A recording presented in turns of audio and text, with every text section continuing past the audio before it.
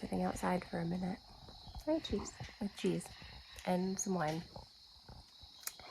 Finished dinner. Finished making dinner. Waiting on Ben to get home. Huxley is sleeping for the moment. The weather is like perfect out right now on the front porch. So I'm going to go over the last week with you guys. I did not post, which I've been doing a pretty good job of at least once a week.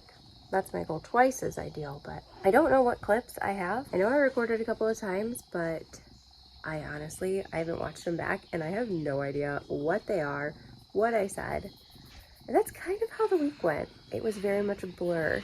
So to recap, Huxley got sick.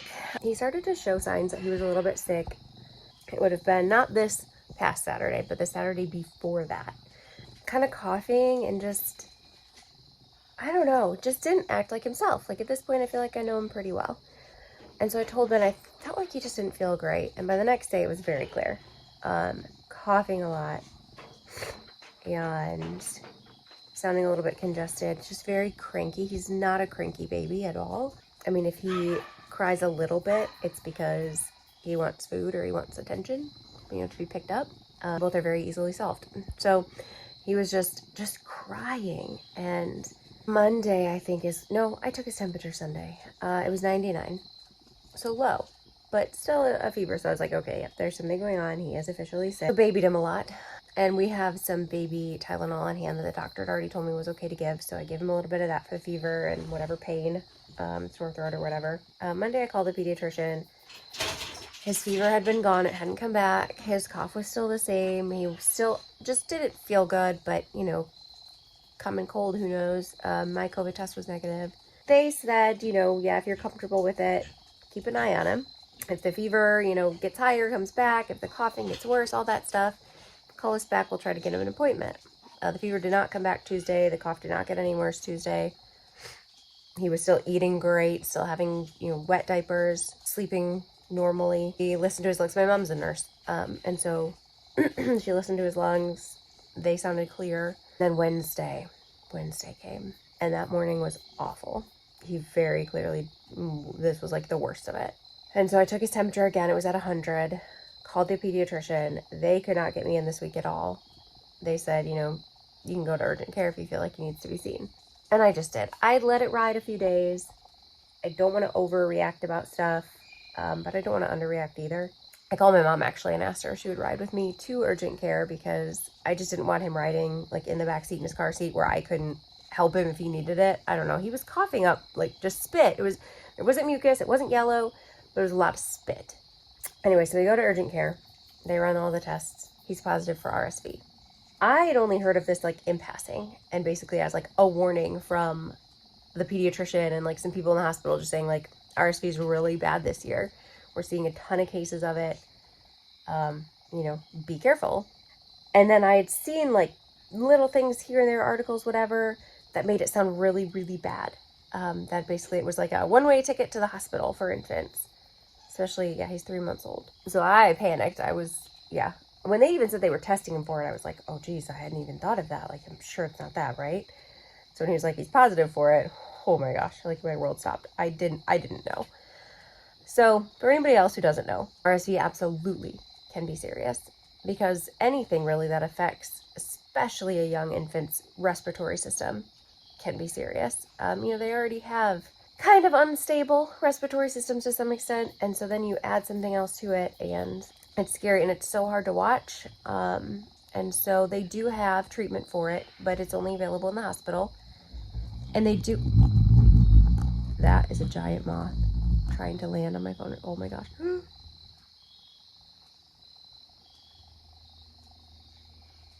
Anyways, they do have treatment. It's in the hospital. They do sort of ask that you only go if your baby really needs it. And so the doctor was acting super calm about it all. And he just said, he seems okay right now. Keep doing what you're doing. Which I'll go over what our home treatment stuff was in a minute. And he said, if he seems dehydrated, so if he stops eating, if his diapers stop being as wet as normal, then you should take him in. And if it starts to cause labored breathing, issues breathing, then you should take him in. And you know, that was kind of, that last bit was a little confusing for me, to be honest, because in my head I'm thinking, well, he is having trouble breathing like all the time. He's congested, he's coughing, you know, when he's kind of choking when he's bringing up the spit and stuff. So that was hard for me to figure out. And thankfully, my other friend and neighbor is a firefighter, paramedic, and so she told me you can look up these things on YouTube, like watch the videos. And I also sent her videos, and she said, no, he's okay. FYI, get on YouTube and you can watch videos of babies that are actually having labored breathing from RSV and what to look for in their chest. I can try to describe it to you, but it didn't work when people described it to me. I had to see it. So yeah, he said otherwise the treatment is, you know, very similar to a cold, but my mind a little bit at ease, but very, very little. I'm a little bit anxiety ridden when it comes to sleeping and breathing and SIDS. That has been like my postpartum, my only little thing. And I knew it before he was even born because I had already kind of been just really paranoid. I didn't sleep. So we get home and he was bad for like the next probably 2 days. But thankfully, that afternoon, my dad and my stepmom came. They had already planned their trip from Michigan. Terrible timing on their, I mean, just in terms of like, they wanted to spend time with Huxley and he ends up being sick the whole time. But also the most amazing timing. I don't know what I would have done. He never wanted to be set down and his coughing fits were terrible. I did not sleep for 2 straight nights because I just stared at him and kept a hand on him and every little thing. I was terrified. He also, though, did not sleep, which is so unusual for him. We're getting like 10-hour stretches. He wakes up to eat around 5 a.m. and then around 7 a.m. when Ben leaves. And then he'll go back to sleep till like 10 a.m. It's phenomenal. And I now am reminded how lucky I am because those 2 nights where he didn't sleep and I didn't sleep and he was just crying and coughing. Oh my goodness. Awful. I was delirious. We had humidifiers, a cold humidifier and a warm humidifier, and a little face handheld steamer humidifier. Cannot say enough good things about that. It doesn't get hot to touch. It doesn't leak unless you open it, which I did, which was dumb, and I burned myself all over. It does not leak though otherwise. Not hot to hold, but it's a little face that's like perfect just to set on his face.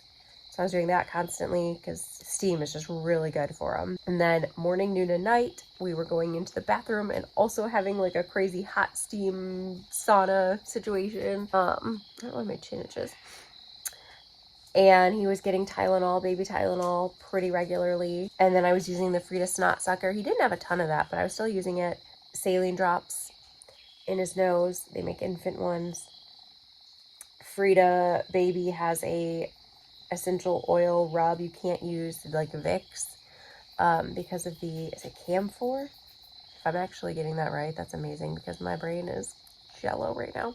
But something in it is toxic or can be toxic, so you don't want to use that. But Frida baby makes an alternative little stick. I don't know if it worked or not, but I used it. And yeah, we all just held him. He is definitely on the mend now. In fact, he coughed several times today, of course. He has not broken out into any like full-blown coughing fits. He doesn't really have any stuffiness. He's acting normal and happy and jolly and giggly. And he's, yeah, definitely been on the mend the last several days. I, if you can't tell, am sick. And Ben is very sick. His sister got a little sick. So far, my dad and my stepmom say they're okay. I really hope it stays that way. That's my little RSV spiel now that I've been through it and I'm educated on it.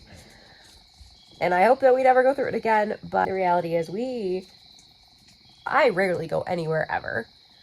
If I do, it's to run errands. And that's like once every 1 to 2 weeks.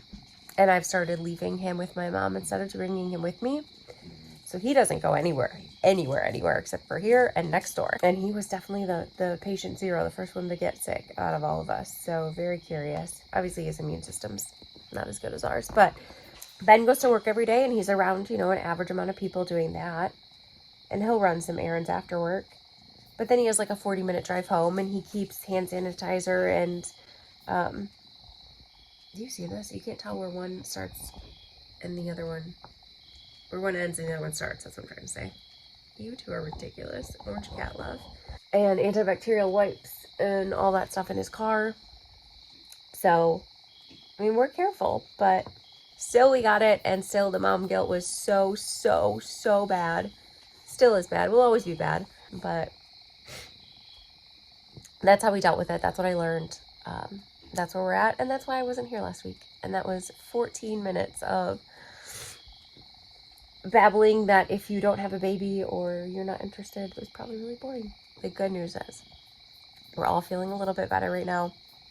And while my dad and stepmom were here, I got so much stuff done. What do normal people do when like their family visits? Because all we ever do is projects. None of them can sit still. And so like they want a list of things to do. My stepmom just cleans and cleans and cleans like crazy, like deep cleaning. And my dad's outside all day long working on stuff. And so we have so many fun things to share with you guys that they got done. Projects, animal stuff.